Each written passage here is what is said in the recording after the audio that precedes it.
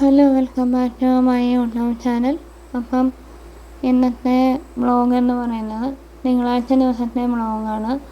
തിങ്കളാഴ്ച ഞങ്ങൾക്കൊരു മനസ്സമ്മതം ഉണ്ടായിരുന്നു. അപ്പോൾ അന്ന് വീഡിയോ ഇടാൻ പറ്റിയില്ല.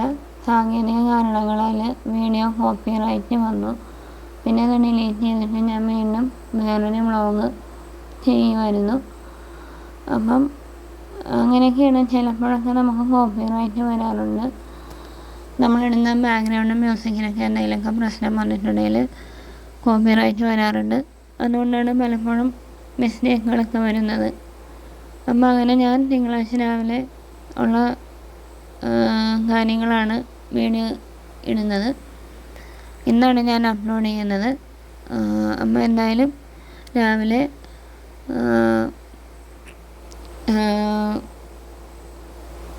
ഞാൻ ഇവിടുന്ന് നടന്ന് മെയിൻ റോഡിൽ ചെന്നിട്ട് അവിടുന്ന് റിട്ടേൺ ഓട്ടോയാണ് കിട്ടിയത്. എപ്പോഴും ആരുടെയെങ്കിലുമൊക്കെ ഓട്ടോക്കാരുണ്ടാവും പരിചയമുള്ളവർ. അന്ന് വിളിച്ചിട്ട് എല്ലാവരും തന്നെ തിരക്കായിരുന്നു. അതുകൊണ്ട് ഞാൻ ഇവിടുന്ന് നടന്ന് മെയിൻ റോഡിൽ ചെന്നിട്ട് അവിടുന്ന് റിട്ടേൺ ഓട്ടോ പിടിച്ചിട്ടാണ് എരമല്ലൂർ വരെ പോയത്.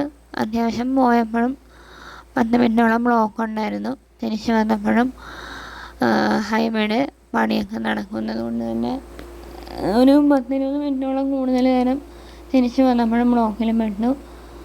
അപ്പോൾ അവിടെ ചെന്നിട്ട് പല്ലിൻ്റെ അളവൊക്കെ കൊടുത്തിട്ടുണ്ടായിരുന്നു. നേരത്തെ തന്നെ പല്ല് ഒടിഞ്ഞു പോയിരുന്നു. അപ്പം ആ പല്ല് രണ്ടാമത് പുതിയത് വെച്ച് തരാൻ വേണ്ടി ആണ് പോയത്.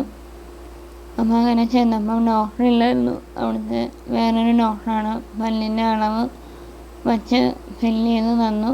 അങ്ങനെ ഞാൻ അപ്പം തന്നെ തിരിച്ച് പോരണ വഴിക്ക് നമ്മുടെ എരമല്ലൂർ വരെ അത്യാവശ്യം നല്ല ബ്ലോക്ക് ഉണ്ടായിരുന്നു. കുട്ടി തുടങ്ങി ആയപ്പോഴത്തേക്കും അവരുടെ ബിൽഡിങ്ങിൻ്റെ വർക്കിന് വേണ്ടിയിട്ട് കുറച്ച് നേരം ബ്ലോക്ക് ചെയ്ത് വെച്ചു. കാരണം അവരുടെ ബിൽഡിങ്ങിൻ്റെയൊക്കെ വർക്ക് വരുമ്പം അവർ മിക്കപ്പോഴും ബ്ലോക്കിൽ വയ്ക്കാറുണ്ട്. അങ്ങനെ 10-20 മിനിറ്റ് കൂടുതൽ ബ്ലോക്കിൽ കിടന്നു. അപ്പോൾ ഓട്ടോ ചേട്ടനൊരു സംശയം. എല്ലാവരും എന്നോട് പലപ്പോഴും ചോദിക്കാറുണ്ട് എത്രാം ക്ലാസ്സിലാണ് പഠിക്കാറ് എന്നുള്ളത്. കാരണം ഞാൻ പണ്ട് തൊട്ടേ എൻ്റെ ശരീരപ്രകൃതി ഇങ്ങനെയാണ്. ഫുഡ് കഴിച്ചാലും ഇല്ലെങ്കിലും ഒക്കെ ഇങ്ങനെ തന്നെയാണ് ശരീരപ്രകൃതി. അപ്പോൾ ചേട്ടൻ ചോദിച്ചു എത്രാം ക്ലാസ്സിലാണ് പഠിക്കുന്നതെന്ന്. ഞാൻ പറഞ്ഞു ഞാൻ കല്യാണം കഴിഞ്ഞ് എനിക്ക് 2 മക്കളൊക്കെ ഉണ്ട് എന്ന് പറഞ്ഞപ്പോൾ പുള്ളിക്കാരൻ പറഞ്ഞു അയ്യോ കണ്ടാൽ തോന്നൂല എന്ന് പറഞ്ഞു. അതെൻ്റെ ഒരു കുഴപ്പമല്ല കേട്ടോ. ഞാൻ ജനിച്ച് കുറച്ച് നാളൊക്കെ കഴിഞ്ഞപ്പോഴത്തേക്കും വളരുന്ന സാഹചര്യത്തിൽ എന്നെ കാണുന്ന അന്നത്തെ പോലെ തന്നെയാണ് ഞാൻ എപ്പോഴും ഇരിക്കുന്നത്. ഇപ്പോഴും അതേ രൂപത്തിലും ഭാവത്തിലുമാണ് ഞാൻ ഇരിക്കുന്നത്. അതൊക്കെ എന്നെ ചിലപ്പോൾ മുൻജന്മ ബന്ധത്തിൻ്റെയൊക്കെ സുഹൃതം കൊണ്ടായിരിക്കും. ഇതുവരെ പ്രത്യേകിച്ച് അസുഖങ്ങളൊന്നും വലുതായിട്ട് വന്നിട്ടില്ല. തീരെ മെലിഞ്ഞിരിക്കുന്നത് കൊണ്ടായിരിക്കാം അസുഖങ്ങളൊക്കെ കുറയുന്നത്. ഒരുപാട് വണ്ണമുള്ളവർക്കൊക്കെ ഇതുപോലെ തന്നെ പല പല അസുഖങ്ങളിൽ ബുദ്ധിമുട്ടുന്നവരുണ്ട് ഒരുപാട് പേര്. അപ്പോൾ അങ്ങനെ ഞാൻ ചേട്ടനോട് ഞാൻ തമാശയൊക്കെ പറഞ്ഞ് തിരിച്ച് തുറവൂർ വന്നിറങ്ങിയിട്ട് എനിക്ക് കുറച്ച് പർച്ചേസിങ് ഉണ്ടായിരുന്നു. കിളിയുടെയൊക്കെ തീറ്റ മേടിക്കാനുണ്ടായിരുന്നു. അപ്പോൾ അങ്ങനെ കടയിൽ കയറി. അത് കഴിഞ്ഞിട്ട് കുറച്ച് പച്ചക്കറിയൊക്കെ മേടിക്കാനുണ്ടായിരുന്നു. പച്ചക്കറിയൊക്കെ മേടിച്ചു. തിരിച്ച് വീട്ടിലേക്ക് വന്നപ്പോഴത്തേക്കും മോൻ ഉറങ്ങിയിട്ടുണ്ടായിരുന്നു. അപ്പം തന്നെ അച്ഛനോട് വിളിച്ചു പറഞ്ഞിട്ട് ഞങ്ങൾക്കൊരു മനസ്സമ്മതം ഉണ്ടായിരുന്നു പള്ളിയിൽ. ഞങ്ങളുടെ വീടിൻ്റെ അടുത്തുള്ളൊരു ഫാമിലിയുടെയാണ്. ക്രിസ്ത്യൻ മനസ്സമ്മതമാണ്. അപ്പം അങ്ങനെ ഞാനും അച്ഛനും കൂടെ മനസ്സമ്മതത്തിന് പോയി. മനസ്സമ്മതം കൂടി 10 മിനിറ്റോളം അവിടെ സ്പെൻഡ് ചെയ്തു. അപ്പോൾ അതിൻ്റെയൊക്കെ ഒരു ചെറിയ വീഡിയോ എടുത്തിട്ടുണ്ട്. അങ്ങനെ ഉച്ചയാകുമ്പോഴത്തേക്കും ഫുഡിന് നേരമായി. അപ്പോൾ ഫുഡ് അത്യാവശ്യം വളരെ ലളിതമായ രീതിയിൽ നല്ല രുചികരമായ രീതിയിലൊക്കെയാണ് ഫുഡ് പ്രിപ്പയർ ചെയ്തിട്ടുണ്ടായിരുന്നത്.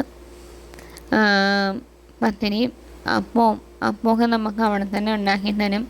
അതുപോലെ തന്നെ ജ്യൂസ് വെറൈറ്റീസ് ആണെങ്കിലും തണ്ണിമത്തൻ, ഓറഞ്ച്, പൈനാപ്പിൾ, പേരയ്ക്ക എല്ലാ ജ്യൂസ് ഐറ്റംസും അവരപ്പം തന്നെ പ്രിപ്പയർ ചെയ്ത് തരുമായിരുന്നു.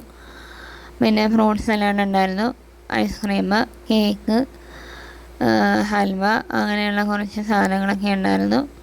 മനസ്സമ്മതം ആയതുകൊണ്ടായിരിക്കും ഇത് വളരെ ചുരുങ്ങിയ അളവിൽ കഴിക്കാനുണ്ടായിരുന്നു. പിന്നെ നമ്മുടെ നാടൻ സദ്യയുടെ സ്റ്റൈലുണ്ടായിരുന്നു. അവിയൽ, തോരൻ, മെഴുക്കുവരട്ടിയൊക്കെ വെച്ചിട്ട്. അപ്പോൾ അതൊക്കെ അങ്ങനെ കഴിച്ചു. അപ്പോഴേക്കും ഒരു 2 മണിയൊക്കെ ആയിട്ടുണ്ട്. അപ്പോൾ ഞാനും അച്ഛനും കൂടെ തിരിച്ച് ഞങ്ങൾ 2 വീലറിലാണ് പോയത്. അങ്ങനെ തിരിച്ച് വീട്ടിലേക്ക് വന്നപ്പോഴേക്കും മോൻ എണീറ്റു. 3 മണിയായി. അപ്പം ഇത്രയൊക്കെ ഉള്ളൂ ഇന്നത്തെ ഒരു ദിവസം എന്ന് പറയുന്നത്. അപ്പം ഇവിടെ വന്നതിന് ശേഷം കുറേ കാലം കൂടിയാണ് ഒരു കല്യാണം കൂടാൻ പോയത്. അപ്പം എല്ലാവർക്കും ഈ വീഡിയോ ഇഷ്ടപ്പെട്ടിട്ടുണ്ടെന്ന് വിചാരിക്കുന്നു. ഇഷ്ടപ്പെട്ടിട്ടുണ്ടെങ്കിൽ തീർച്ചയായിട്ടും കമൻറ്റ് ചെയ്യാൻ മറക്കരുത്.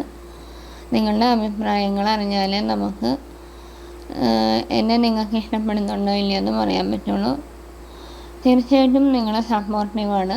കാരണം അത്യാവശ്യം സബ്സ്ക്രൈബ് ചെയ്യുന്നുണ്ട് എല്ലാവരും. അതിനൊരുപാട് നന്ദിയുണ്ട്. അപ്പോൾ ഒന്ന് സ്പീഡാക്കിക്കോളുക സബ്സ്ക്രൈബ് ചെയ്യുന്നത്. അതുപോലെ തന്നെ ലൈക്ക് ചെയ്യാൻ മറക്കരുത് കേട്ടോ. കമൻറ്റ്സ് എന്തെങ്കിലും ഉണ്ടെങ്കിൽ കമൻറ്റ്സ് പറയുക. അപ്പം നമ്മൾ അങ്ങനെ കല്യാണമൊക്കെ മനസ്സമ്മതമൊക്കെ കൂടി. കല്യാണം അടുത്ത ദിവസം തന്നെയാണ്. അപ്പം അങ്ങനെ നമ്മൾ മനസ്സമ്മതമൊക്കെ കഴിഞ്ഞ് നമ്മൾ തിരിച്ച് വന്നു, വീട്ടിലെത്തി. അപ്പം ഇന്നത്തെ ഒരു വ്ളോഗ് ഇത്രയേ ഉള്ളൂ. ഇഷ്ടപ്പെട്ടിട്ടുണ്ടെങ്കിൽ തീർച്ചയായിട്ടും എല്ലാവരും ഒന്ന് സബ്സ്ക്രൈബ് ചെയ്ത് സപ്പോർട്ട് ചെയ്യുക. കമൻറ്റ്സ് എന്തെങ്കിലും ഉണ്ടെങ്കിൽ കമൻറ്റ് ചെയ്യാൻ മറക്കരുത് കേട്ടോ. ഇനിയും കുറേ നല്ല വീഡിയോസുകളൊക്കെ ചെയ്യണമെന്ന് ആഗ്രഹമുണ്ട്. അപ്പം നിങ്ങൾക്ക് ഇഷ്ടപ്പെടുവാണെങ്കിൽ സപ്പോർട്ട് ചെയ്യാൻ മറക്കല്ല്. അപ്പോൾ നമുക്ക് വീണ്ടും വേറൊരു വീഡിയോയിലൂടെ കാണാം. അതുവരെയും എല്ലാവർക്കും നല്ലൊരു ദിവസം നേരുന്നു. അതുപോലെ തന്നെ പറയാൻ മറന്നുപോയി, അന്നത്തെ ദിവസം മകരവിളക്കായിരുന്നു. അപ്പോൾ അതിൻ്റെ മകരവിളക്കിൻ്റെ ഒരു ആശംസകളും എല്ലാവർക്കും നേരുന്നു. മകരവിളക്കിൻ്റെ അന്നാണ് ഞാനിത് ഷൂട്ട് ചെയ്തത്. അപ്പോൾ ഇന്നാണ് ഇപ്പം എഡിറ്റ് ചെയ്തിടാൻ പറ്റിയത്. അതിൽ ക്ഷമ ചോദിക്കുന്നു എല്ലാവരോടും. അപ്പോൾ ഇത്രയൊക്കെയുള്ളൂ വ്ളോഗ്. വീണ്ടും വേറൊരു വ്ളോഗിലൂടെ കാണുന്നവരേക്കും എല്ലാ കൂട്ടുകാർക്കും എൻ്റെ ടാറ്റാ.